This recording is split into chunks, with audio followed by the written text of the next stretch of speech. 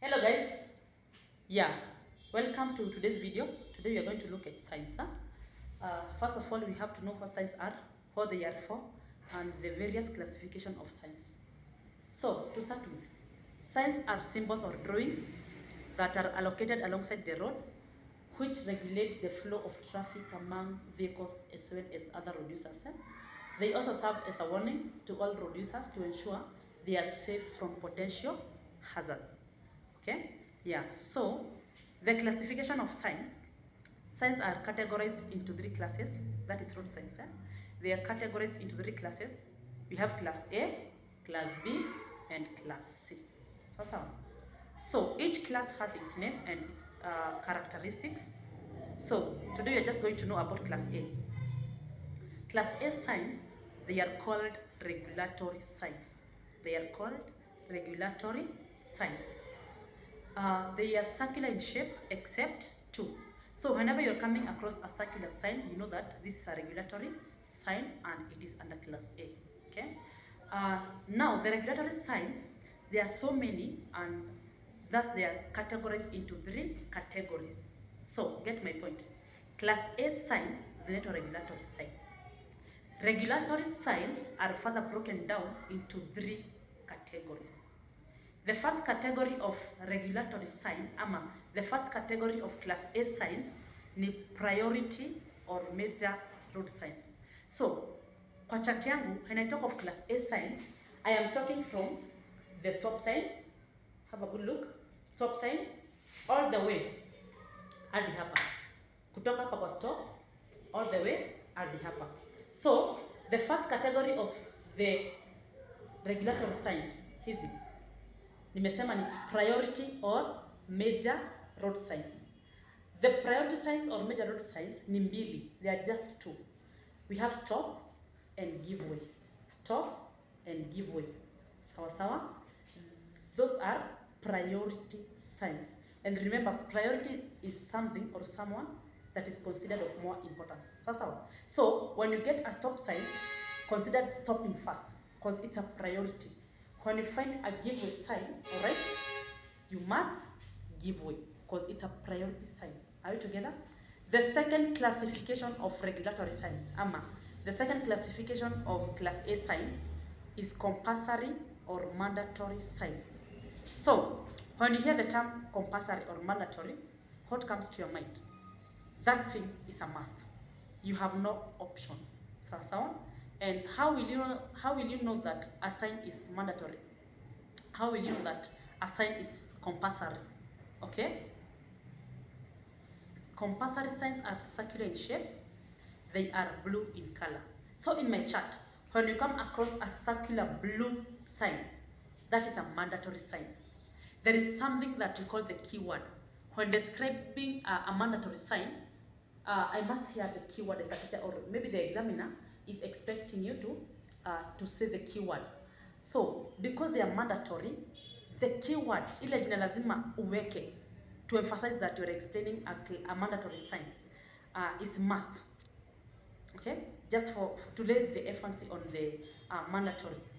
Okay, so it's a must. For example, we said there is circular blue. And if you have a good look at my circular blue signs, they are represented by letter M. At least you can say M for mandatory. Sasa, that can guide you. Let's start with M1. M1 is this is direction to be followed.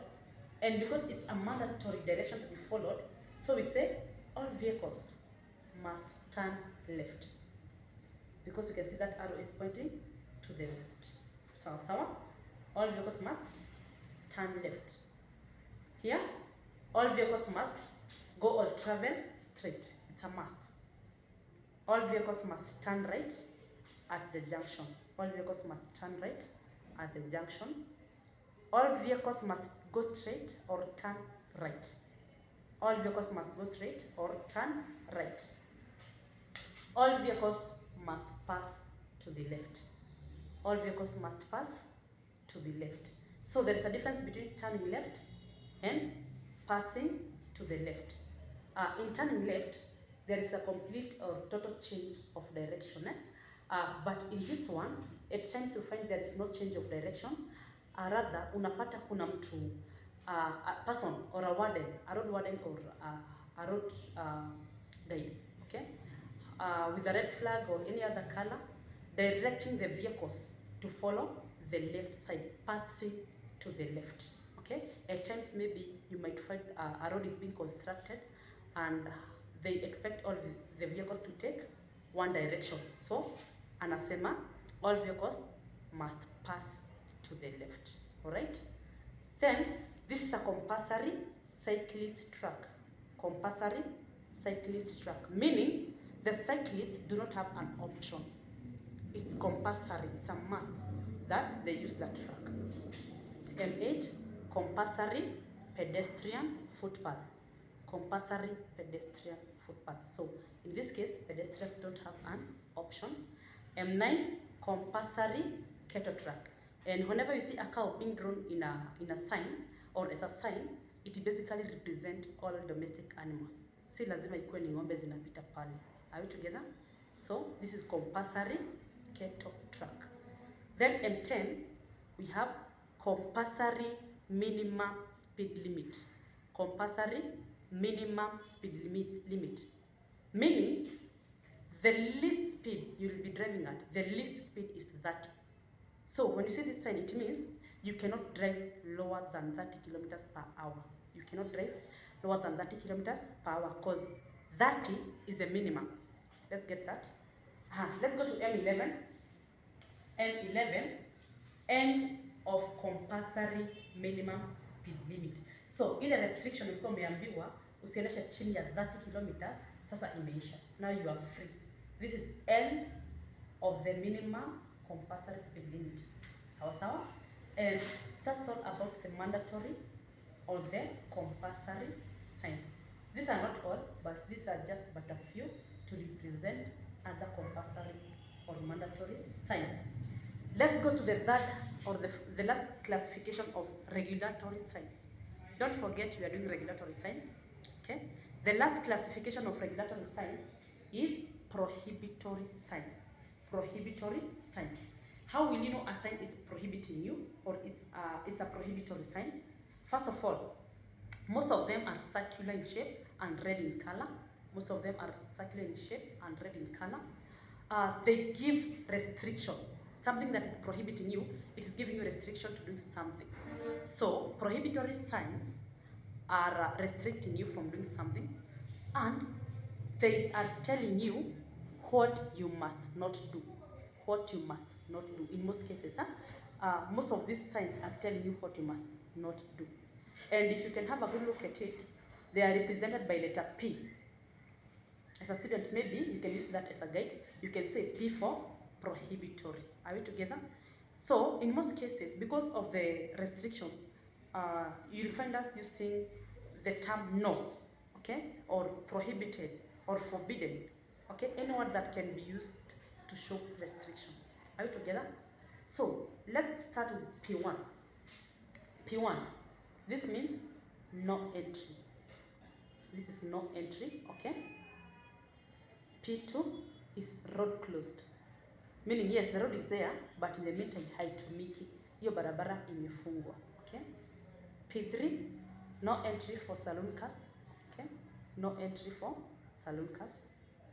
P4, no entry for motorcycles.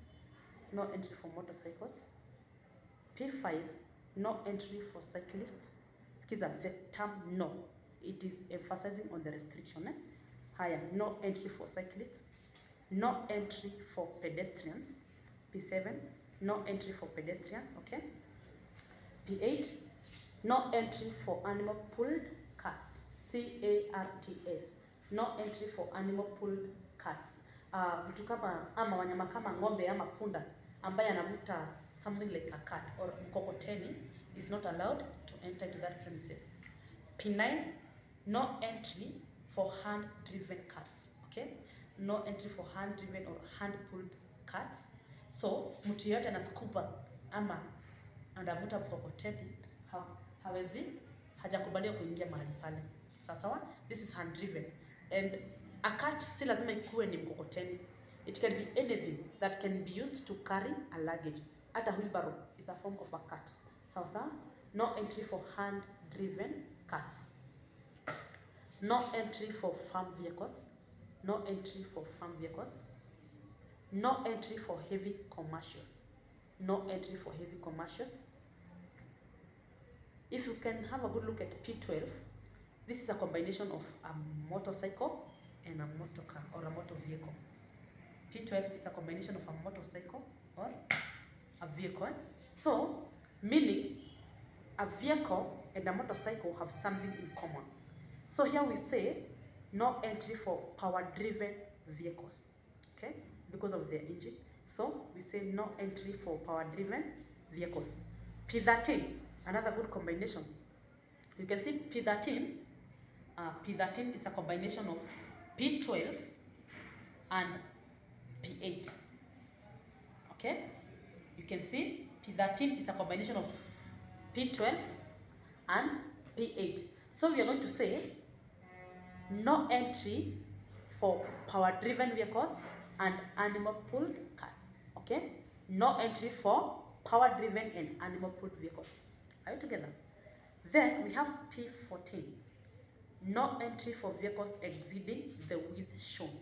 If at all gari yako iko na 2 meters and above width, it cannot or it's not allowed to use that route. Okay, this is the width upana wa gari. No entry for vehicles exceeding the height shown.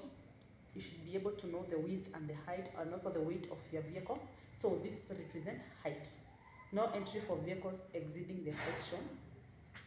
Piece 16, 5T. You can see this 5T. T represents tons. Okay, tons gonna represent uzito. So no entry for vehicles exceeding the weight shown. No entry for vehicles exceeding the weight shown. No entry for vehicles exceeding 2 tons in one axle. No entry for vehicles exceeding the weight of 2 tons in one axle. An axle ni ile chuma inakuwa chini ya gari. Okay? Ile chuma iko katikati, ile inashikanisha taya ya left na ya right. That's an axle. Okay? So kama axle yako imezidi 2 tons, just one axle, gari yako ifai kupita pale. Okay? P18. No entry for vehicles exceeding the length shown. Length kutoka mbele, urefu wa kutoka mbele hadi nyuma. If at all gari yako imezidi the length shown, haiwezi pita pale. P19, this shows the distance to be kept. Distance to be kept between 2 moving vehicles should be 70 meters. P20, no left turn. That's a bit direct. Okay. P21, no right turn. P22, no U-turn. No overtaking for all vehicles. Okay. Whenever you come across a sign ambayo imechora salute car basically represents all vehicles. So no entry for all vehicles. P24, no entry for heavy commercials. You can see hapa wamespecify. No entry for heavy commercials or goods vehicles. So kama gari yako ni heavy commercial ama ni gari ya mizigo, hizo ndizo ziko restricted ku overtake. Okay. P25, this is the maximum speed limit, meaning you cannot drive higher than 50. Okay, hii ni maximum speed limit. This was minimum speed limit, kumaanisha hauwezi endesha chini ya 30. Are you together? Hii ni maximum speed limit, yani ile ya juu zaidi unaweza kuwa umeendesha ni 50. Otherwise you cannot drive higher than 50. Are you together? Good. This is no hooting or sounding of sirens. This is a sign that you find mostly in maybe around hospitals, kama shule, pia in police barracks. Okay, mahali ya kutakikani disturbances. Okay, no hooting or sounding of sirens. This is stop at a controlled post. Stop at a controlled post. Hii ni ile sign unaweza enda upate mahali ambapo unazingatia security. Okay, maybe before you and your vehicle, before you proceed, lazima ukaguliwe. You must be checked, all right, before proceeding. So stop at a controlled post. P27B, this is a bit direct. Stop children crossing. Are you together? Meaning maybe hapo kunaweza kuwa na shule around and wanafunzi ama watoto wanavuka barabara sana. Okay, so you stop children crossing. P28, priority for oncoming traffic. Priority for oncoming traffic. I hope you know oncoming traffic in Yakinanani. Maybe when you are in a two-way traffic, okay, the person that is coming towards you, that is the oncoming traffic. And according to the rule of roads in Kenya, we keep left. So when you come across this sign, you put yourself in the red arrow. Wewe ndio uko prohibited. Okay? You are prohibited. So you say priority for oncoming traffic. Meaning, in this case, the oncoming traffic, which is the person on black, the oncoming traffic has the right of way. Okay? Priority for oncoming traffic. Meaning, the oncoming traffic has the right of way. Okay? This is end of all prohibitions.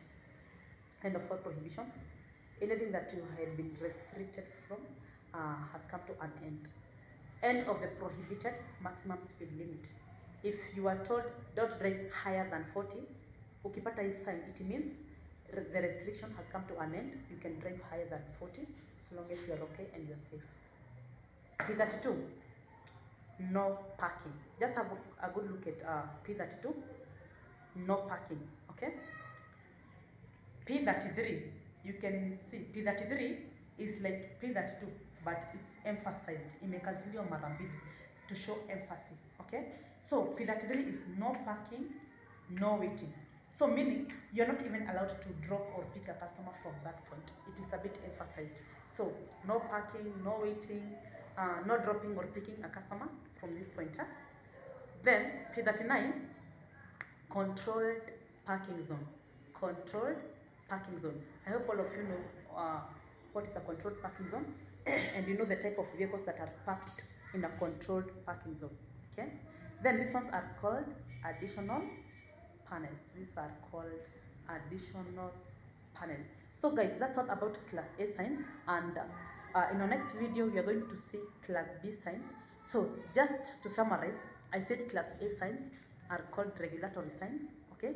And we said they are circular in shape except two. They must be observed because they tell you what you must do or what you must not do. Sasa, they are categorized into three classes. We said we have priority signs and they are just two. Priority or major road signs, stop and give way.